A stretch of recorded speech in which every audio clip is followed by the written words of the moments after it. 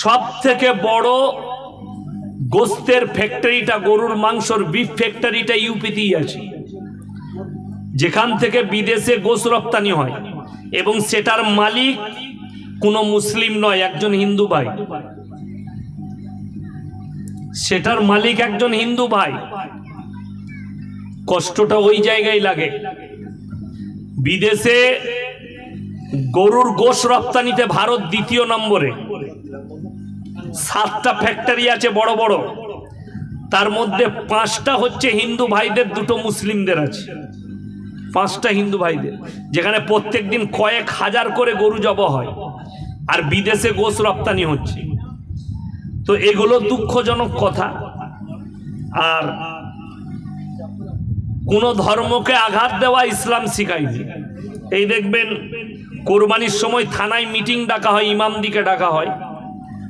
ইমামদিকে ডেকে তাদেরকে একটা পদ্ধতি দেওয়া হয়, আপনারা মেসেজ দিবেন যে যেন কোনো অমুসলিম ভাই কষ্ট না পায়।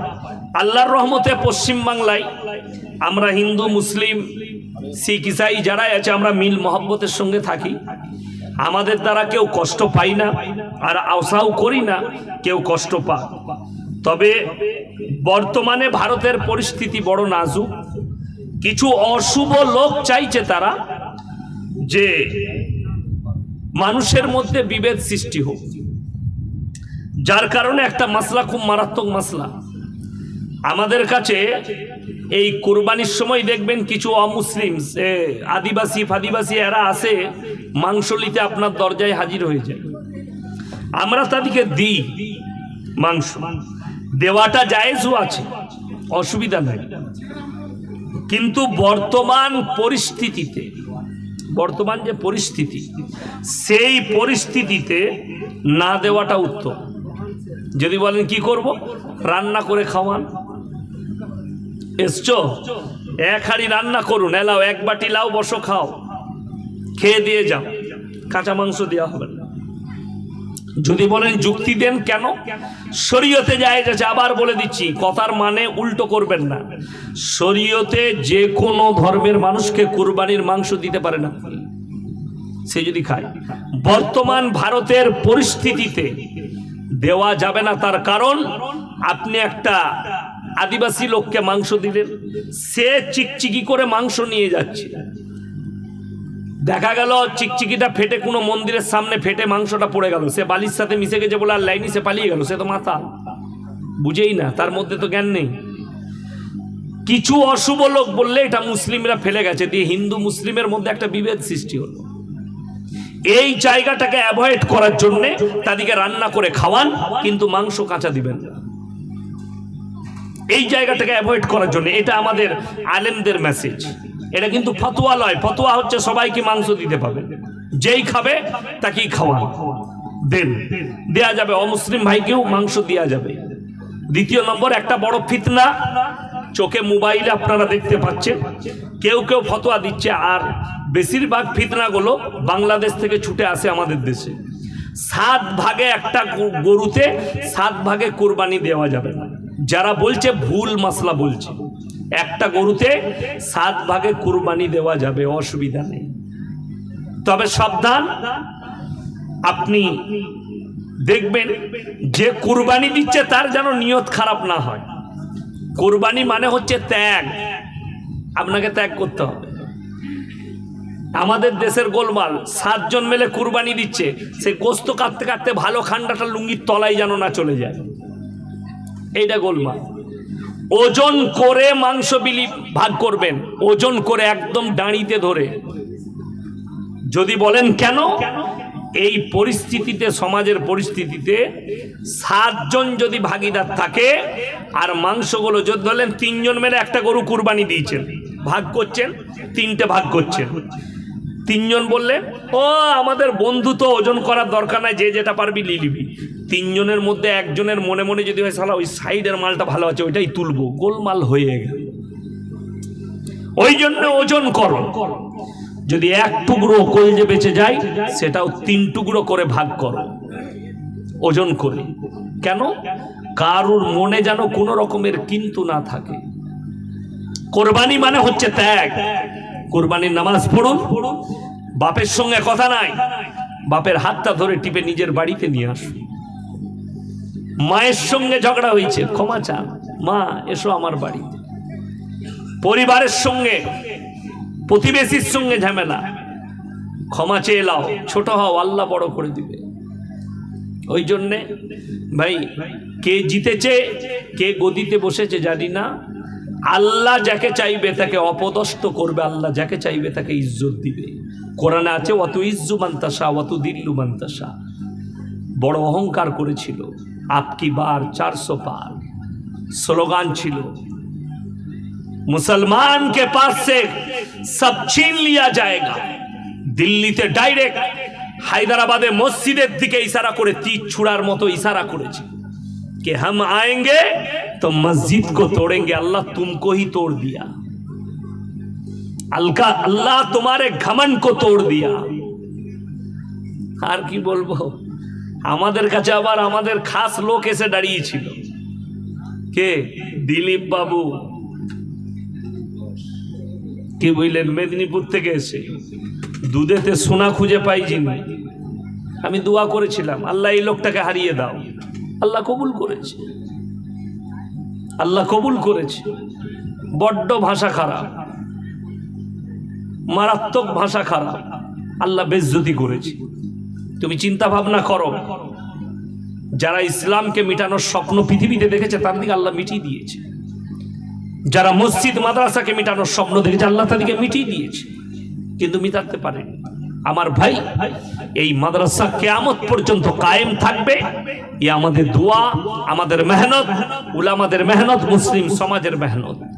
আপনাদেরকে বলে যাই, নামাজি হন, আল্লাহমুখী হন। মায়েদিকে বলবো বাড়িতে তারবিয়ত নিয়ে আসুন, নিজেদের মধ্যে আখলাক নিয়ে আসুন। আমি নাম করব না জায়গা, জানেন আশ্চর্য লাগে, এমন একটা জামানায় এসে পৌঁছে গেছে, মুসলমান ঘরের বিয়ে, শাশুড়ি বৌমা একসাথে ড্যান্স করছে বউ ভাতের দিনে, গান লাগিয়ে দিয়ে। মুসলিম, আমি অমুসলিমের কথা বলি নাই, আমি কোন অন্য ধর্মের কথা বলি নাই, আমি আমার মুসলিম ধর্মের মানুষের কথা বলছি। আশ্চর্যের বিষয়, doctor, master, professor, engineer, MSc, BSc, BCom, যদি কেউ একজন থাকেন, একজন খালি বলে দেন পৃথিবীর প্রথম সভ্যতার নাম কি? পৃথিবীর বললাম, ইসলামেরও বলিনি, কোন ধর্মের নাম লিনি, পৃথিবীর প্রথম সভ্যতার নাম যে বলে দিবেন আমি 100 টাকা চা খেতে দিয়ে যাব, যদি কেউ বলতে পারেন। আশা করি জানবেন না। কেন? আমি যে আয়াতটা পড়লাম, ইসলামের বুনিয়াদটা আল্লাহ রেখেছেন শিক্ষার দ্বারা, এডুকেশনের দ্বারা।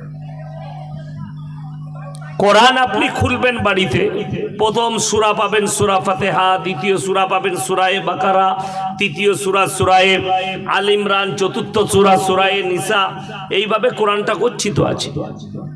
কিন্তু প্রথম আয়াত আল্লাহ অবতীর্ণ করেছেন রাসূল আকরাম সাল্লাল্লাহু আলাইহি সাল্লামের কাছে, গারে হিরার মধ্যে এলো। আয়াতটা কি ছিল?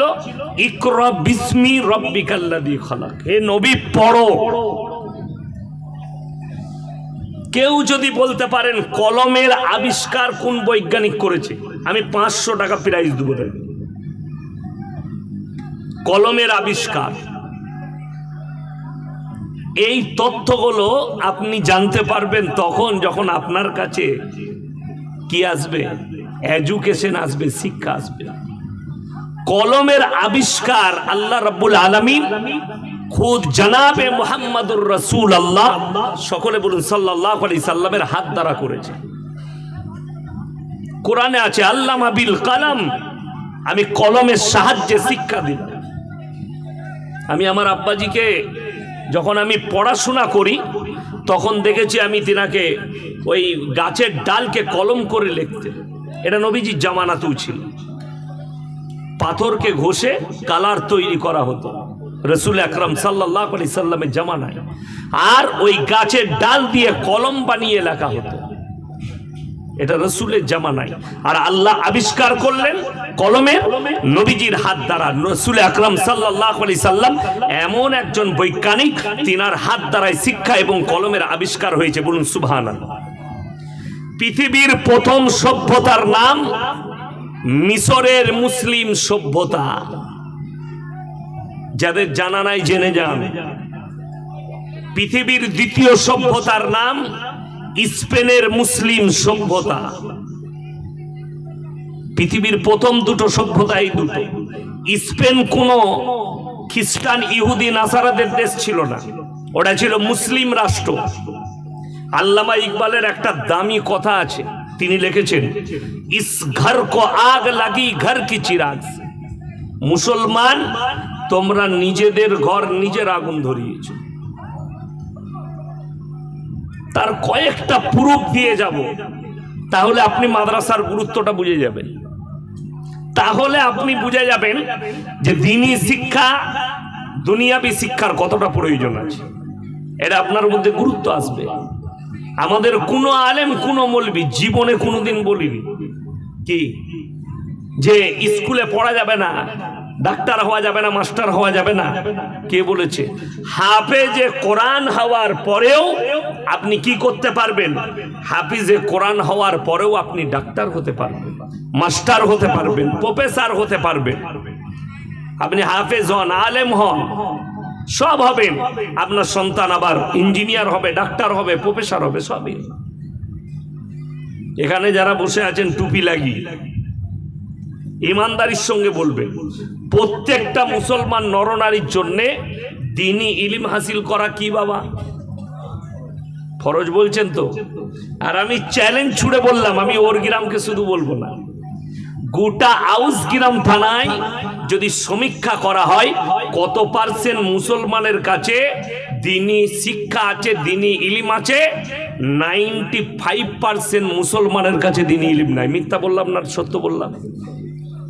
যদি মনে করা হয়, আপনারা ভাবেন যে ইয়াসিন সাহেব মিথ্যা বলছে, তা আমাকে একদম সঙ্গে সঙ্গে চার্জ করবেন। আমি তোমাকে দিয়ে প্রমাণ করাবো। আমি নাম করব না, জায়গার নাম করব না, সেটা আমার গ্রামও হতে পারে, আমার গলসি থানাও হতে পারে। অনেকজনের গায়ে লেগে যাবে, ইউটিউবে রেকর্ডিং হচ্ছে। এমনি আমি গাল খাওয়া বক্তা, লোকে গাল দেয়, তো আমি ওই জন্য বেশি চাপ দেবো না। মাদ্রাসার জলসা তো হালকা করে ডোজ দিয়ে যাব। আজকে আপনাকে বলে দিই, জিজ্ঞেস করুন আপনারা যারা বসে আছেন, আচ্ছা ইমানদারির সঙ্গে বলুন, গান বাজনা ইসলামী শরীয়তে জায়েজ না না জায়েজ? আমি শুনতে পাচ্ছি না, জোরে বলুন। না জায়েজ। যদি না জায়েজ হয়, আমি অনেক জায়গায় দেখছি মুসলমানরা ঈদ উপলক্ষে বুগি বুগি ড্যান্স করছে। ঠিক বললাম না ভুল বললাম?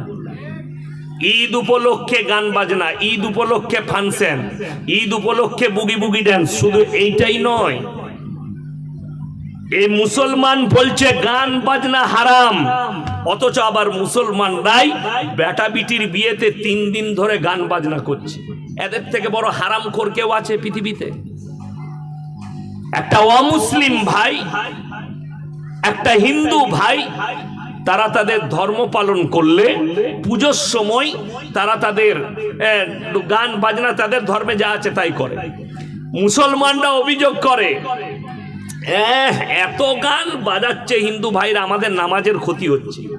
তারা তাদের ধর্ম পালন করলে তোর নামাজের ক্ষতি, আর তোর ঘরের পাশে মুসলমান মুমিন বেটার বিয়েতে মুখে দাড়ি রেখেছে, হারামখোর, নামাজ পড়ে বেটার বিয়েতে গান বাজাচ্ছে। মুখে দাড়ি রেখেছে, হারামখোর, বিটির বিয়ে দিচ্ছে, গান বাজনা হিজড়ে নাচাচ্ছে, রং খেলছে। এই কথাগুলো বললেই তো আমি খারাপ বলবি। তাহলে আপনি বলছেন দ্বীনি শিক্ষা অর্জন করা ফরজ। কতটা ফরজ? আলেম হতে হবে, মুফতি হতে হবে, মুহাদ্দিস হতে হবে না, অতটা হাসিল করতে হবে যতটা করলে আপনি হারাম হালাল চিনতে পারেন, দ্বীন আর বদ্দীন চিনতে পারেন, শিরক আর বেদাত চিনতে পারেন, কুফরি চিনতে পারেন। বেঈমান কাফেররা যে জালটা আপনার উপরে ছুড়ছে, আপনি আপনার ইলমের দ্বারা যেন দেখতে পান যে আমাদের উপরে বেঈমান কাফের কোন জালটা ছুড়ছে, সেই জালটা যেন চোখের দ্বারা দেখতে পান। তুমি যে গানটাকে মনে করছো, আপনাকে 2 মিনিট খারাপ লাগবে, আল্লাহর কসম করে বলছি, এই গান বাজনা নাচ এগুলো পশ্চিমী দুনিয়ার একটা বড় কনসেপ্ট। মুসলমানদের ইমানকে ধ্বংস করো, তাদের মধ্যে গান বাজনা ঢুকিয়ে দাও। আপনি আপনার বেটা বিয়েতে গান বাজনা করেন, আমাদের মৌলবীদের শখ নাই? আমাদেরও তো শখ আছে, আমাদেরও শখ আছে। বড় কষ্ট লাগে। আমি ওইটাই আলোচনা করতে চাইছি, যাদের কাছে দ্বীনি ইলম নাই, আজ থেকে দ্বীনি ইলম হাসিল করব। জোরে বলুন ইনশাআল্লাহ। মুসলমানদের হালতটা কেমন জানেন? দেখুন কতটা দ্বীনি ইলম আছে, আপনি বুঝতে পারবেন। আমাদের বর্ধমান জেলার অনেক ছেলে ডাম্পার চালায়, লরি চালায়, পাথর বালির গাড়ি চালায়। আমার গলসি থানাতেও আছে, অনেক ছেলে চালায়। হাই রোডে দাঁড়িয়েছে, হোটেলে ঢুকিয়ে বলছে 1 বোতল মদ দে। মুসলিমদের ছেলে, মদ খাওয়া হয়ে গেল। এরপর বলছে মুরগির মাংস আর রুটি নিয়ে আয়। সে বেচারা হোটেলের কর্মচারী রুটি আর মাংস এনেছে। এই জাতে মাতাল হলু তাল কিন্তু ঠিক রাখে, আর মুসলমানরা জাতে মাতাল কিন্তু তাল ঠিক। খাবার সময় বলছে মুরগিটা জবাই না কাটা। আমরা হারাম খোরকে জুতো করে মার, একে জুতো মারতে হয় না, হয় না? খাচ্ছে মদ আর মুরগি খাবার সময় জিজ্ঞেস করছে এটা কাটা না জবাই। তার মানে মুরগিটা জবাই করা খেতে হবে, আর মদটা কোনো অসুবিধা নাই। এই দুটো জিনিস বোঝা যাচ্ছে। আপনি ভেবে দেখুন, আপনি হালালটাকে কি ভেবেছেন আর হারামটাকে কি ভেবেছেন? আপনার কাছে হালালটা কেমন আর হারামটা, দুটো কি আপনি একটা জায়গায় রেখেছেন? তার কারণ আপনার কাছে বিন্দু মাত্র দ্বীনি ইলম নাই। যদি যাচ করা হয়, পশ্চিম বাংলায় যদি 4 কোটি মুসলমান থাকে, 2 কোটি মুসলমান মুসলমানই নাই, নেমক হারাম বেঈমান হয়ে গেছে। যদি সমীক্ষা করা হয়, যাচ করা হয়, 2 কোটি মুসলমানকে মুসলমানই বলা যাবে না। আপনি জানেনই না মুসলিম ইসলাম কাকে বলে, আপনি জানেনই না দিন কি, আপনি জানেনই না রাসূল আকরাম সাল্লাল্লাহু আলাইহি সাল্লাম কিরকম ব্যক্তিত্ব। তিনি কেউ কি আঘাত দেননি, কেউ কি কষ্ট দেননি। আল্লাহর কসম করে বলে যাচ্ছে, যেন কোনো অমুসলিম ভাই, হিন্দু ভাই, দলিত, আদিবাসী ভাই আমার বক্তব্য শুনেন, তিনারা কান খুলে শুনে যান। আল্লাহ রসুল সাল্লাল্লাহু আলাইহি সাল্লাম তলোয়ারের দ্বারা, হিংসা বিদ্বেষের দ্বারা ইসলাম প্রচার করেননি। আখলাক আর চরিত্রের দ্বারা, ব্যবহারের দ্বারা ইসলাম প্রচার করেছে। আর আপনার আমার ব্যবহার আপনি নিজে লক্ষ্য করুন না, আপনার চরিত্র আপনি লক্ষ্য করুন না, কোনো অসুবিধা নাই, আপনি বুঝতে পারবেন যে আমার আখলাকটা কেমন। রাসূল আকরাম সাল্লাল্লাহু আলাইহি সাল্লামের আদর্শের সঙ্গে মিলছে, সাহাবীদের আদর্শের সঙ্গে মিলেছে, আপনি তাহলে বুঝতে পারবেন। আজকে এইটাই বুঝাতে চাইছি, দ্বীনে ইলম তার গুরুত্ব আপনি দিতে পারেননি। আজকে মুসলমান, তাদের কাছে হারামটা হালাল হয়ে গেছে, হারামটাকে হারামই ভাবে না, পাপটাকে পাপই মনে করে না, গুনাহটাকে গুনাহই মনে করে। যেমন আমাদের দেশে কেউ যদি ছাগল চুরি করে, তার কিলাবে বিচার হয়, হয় না? হয় না? কিলাবে ডেকে গরিব মানুষ, সে মুসলিম হোক আর সাঁওতাল হোক আর আদিবাসী হোক, যে ধর্মেরই হোক, সে যদি ছাগল চুরি করে তার বিচার হয়।